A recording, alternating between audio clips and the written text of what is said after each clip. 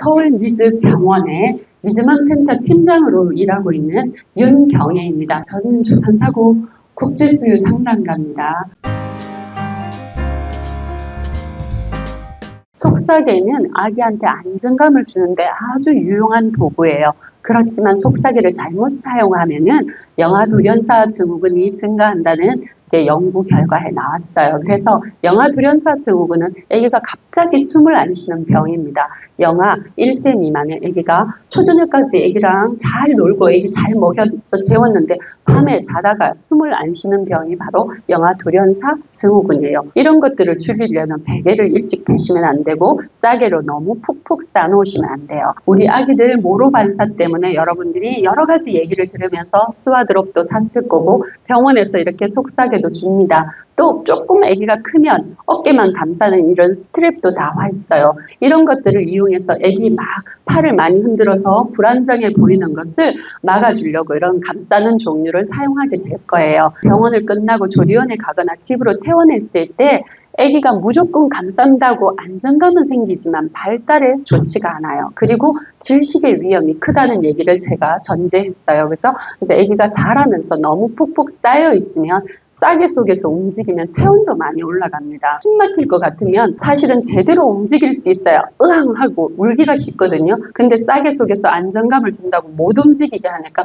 처지는 경우들이 훨씬 많이 생기는 거죠. 그래서 순간적으로 위험해질 수 있는 도구들이 싸개의 종류라고 생각을 하시면 돼요. 태어난 직후에는 아기들이 엄마 배 안에 일단 나왔기 때문에 조금은 감싸줄 필요가 있습니다. 그렇지만 서서히 싸개를 벗기는 것이 아기한테 훨씬 유용하고요. 싸개를 하더라도 여러분들이 아기들 팔을 많이 휘젓고 모로반사 때문에 놀라는 걸 많이 줄여주려면 이렇게 어깨 쪽만 감싸시고 다리 쪽은 이렇게 느슨하게 풀어줘야 돼요. 이런 식으로 싸서 밑에를 살짝 꺾어 놓는 경우들이 많은데 밑에 또 아기 많이 못 움직이게 또 너무 타이트하게 해주는 곳들도 있더라고요. 아기들은 발차기 하면서 관절을 발달시키고 아기들 근육 운동을 하는 거기 때문에 다리, 몸을 편하게 비틀 수 있는 공간이 생겨야 돼요. 그래서 그런 것들을 할 수 있게 해주시고 여기가 좁으면 고관절 탈골도 잘 생깁니다. 이 얘기 너무 불안해 보여서 싸개를 싸겠다 하면 이렇게 어깨 쪽 감싸고 아래쪽은 조금 느슨하게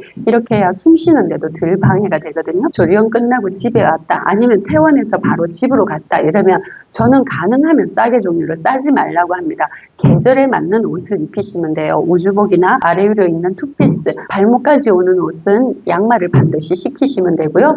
겨울 추우면 조금 두꺼운 우주복, 여름 하면 짧은 슈트 같은 거 입히겠죠. 그죠? 팔다리를 편하게 움직일 수 있도록 자유롭게 움직일 수 있도록 해야지 발달에 훨씬 도움이 되는데 아무래도 모로반사가 걱정이다. 속싸개, 아까 벗겨낸 속싸개를 길이로 길게 접어요. 이렇게 반 접고 또 반반 접어서 우리에게 팔뚝 넓이 정도로 만들어서 어깨 쪽만 감싼다고 생각하시면 되는 거예요. 감싸서 자기 체중으로 조금 누르게 만들어줍니다. 그러면 다리 편하게 움직이고 손도 움직이게 돼요. 근데 팔을 높이 드는 것만 조금 저지를 하죠. 아기가 많이 불안해 보일 때는 스트랩을 쓰셔도 되고요. 찍찍이로 이렇게 되어 있는 건데 돈 들여서 또 사지 마시고 속싸개가 여러분들이 틀림없이 병원에서 조리원에서 선물을 받으니까 이렇게 접어서 활용하시면 돼요. 특히 밤잠을 잘 때 여러분들이 싸게 싸서 아기가 깨지 말고 얌전히 자라고 싸놓으면 더 위험할 수 있습니다. 그래서 밤잠을 잘 때 모로반사 때문에 걱정이 되면 어깨만 감싸는 방법으로 하시는 것이 훨씬 더 아기를 위해서 도움이 된다는 거 말씀드리고요.